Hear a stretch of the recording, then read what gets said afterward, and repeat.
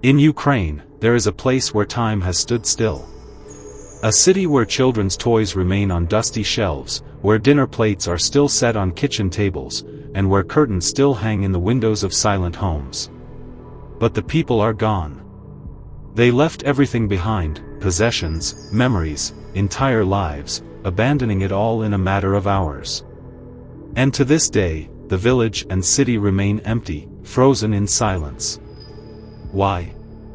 Because at the heart of this ghostly place lies something so deadly, so incomprehensibly dangerous, that standing in its presence for just a few minutes meant certain death. They call it the elephant's foot. And though the name sounds almost harmless, what it represents is one of the most terrifying legacies of the nuclear age. To understand its story, we must journey back to April 26, 1986, when the Chernobyl nuclear power plant suffered a disaster unlike anything the modern world had ever faced. In the early hours of the morning, reactor number 4 exploded. Not in the fiery, cinematic sense of a mushroom cloud rising into the sky, but in a quieter, more sinister way, an explosion that ripped apart the reactor core, hurled its roof hundreds of feet into the air, and unleashed a storm of radioactive material invisible to the human eye. In that instant, a city of nearly 50,000 people, Pripyat, was doomed. What happened next was a chain of events so nightmarish that it reads like a script from apocalyptic fiction. Firefighters rushed in, unaware that the glowing graphite blocks at their feet were not just burning debris but fragments of the exposed nuclear core. Helicopters flew overhead, dropping sand and boron in a desperate attempt to smother the reactor.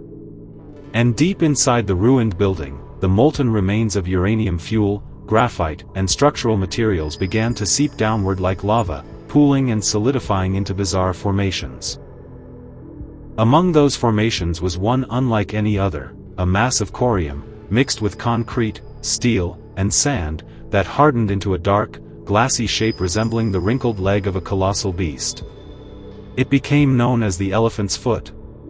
But here's the strangest part, the elephant's foot wasn't just strange in appearance. It was lethal beyond comprehension. In 1986, standing in front of it for just 30 seconds would cause nausea and dizziness.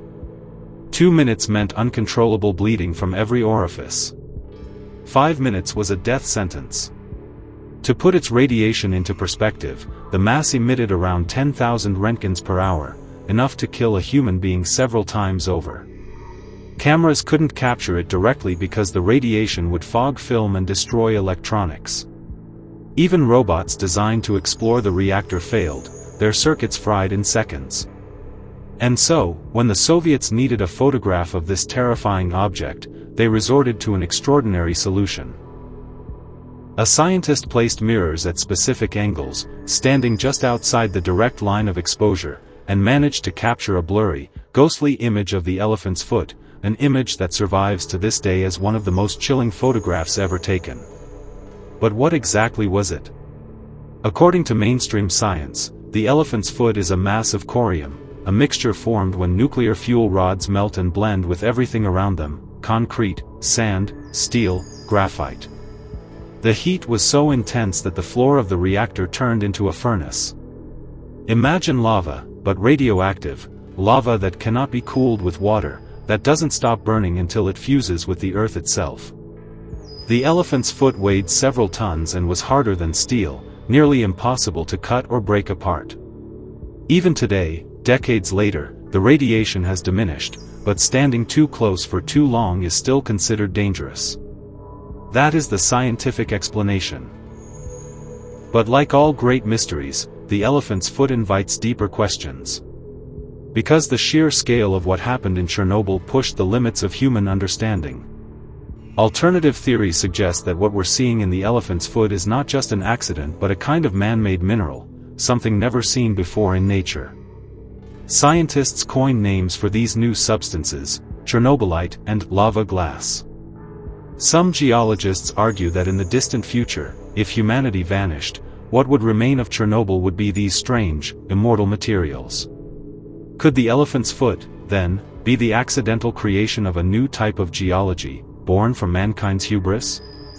Others suggest that the true mystery is not what it is made of, but how close we came to disaster on an even larger scale. If the molten core had burned downward into the water reservoirs beneath the reactor, it could have triggered a second explosion.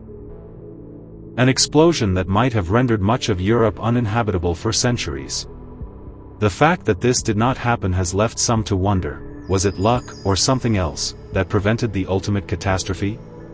And then there are the fringe ideas, the whispers that creep in whenever humanity stumbles into the unknown. Some writers have compared the elephant's foot to an alien artifact, an object so hostile to human life that it feels alive, as if guarding the ruins of Chernobyl like a sleeping monster.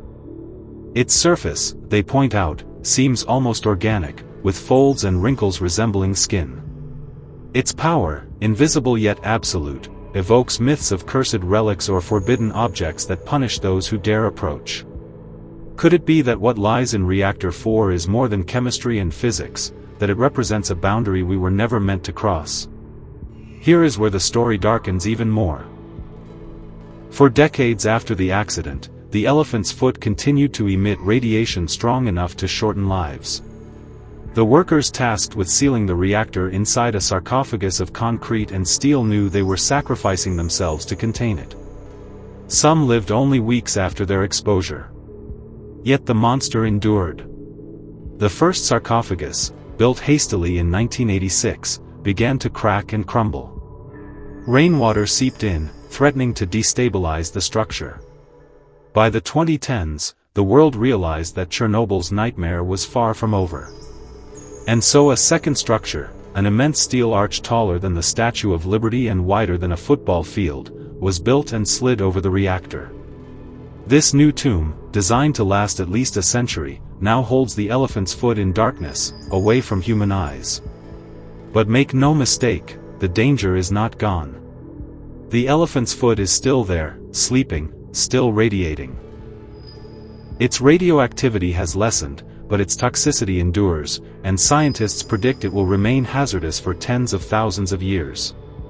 Imagine that for a moment, long after our civilizations crumble, after our cities fade into dust, after languages shift and empires fall, the elephant's foot will still be there, a silent relic of a single night in 1986. And this is where the mystery deepens into something almost philosophical. What does it mean that humanity has created an object more enduring than stone, more unforgiving than time itself? If future archaeologists, human or otherwise, were to unearth the ruins of Chernobyl millennia from now, what would they make of the elephant's foot? Would they see it as evidence of brilliance, of a species harnessing the atom, or as a cautionary monument to arrogance and failure? The story of the elephant's foot is not just about science. It is about fear, courage, and the thin line between progress and destruction. It is about firefighters who faced invisible death without hesitation.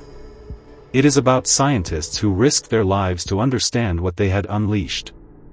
It is about a city abandoned overnight, where children's toys still sit on dusty shelves, where pets were left behind, where life froze in an instant. And it is about the legacy of an object so strange, so deadly, that even now, decades later, we can only look at its photograph and shudder. Perhaps that is the final, chilling truth of the elephant's foot, that it forces us to confront what we have unleashed upon the world, to ask whether our pursuit of power has outstripped our wisdom to control it. And so I leave you with this question: when you imagine that dark, glassy mass sealed beneath steel and concrete, still pulsing with invisible energy after nearly 40 years, do you believe it is merely the scar of human error, or could it be something more? A warning, a relic, or perhaps even a monster, waiting in silence for us to open its tomb once more?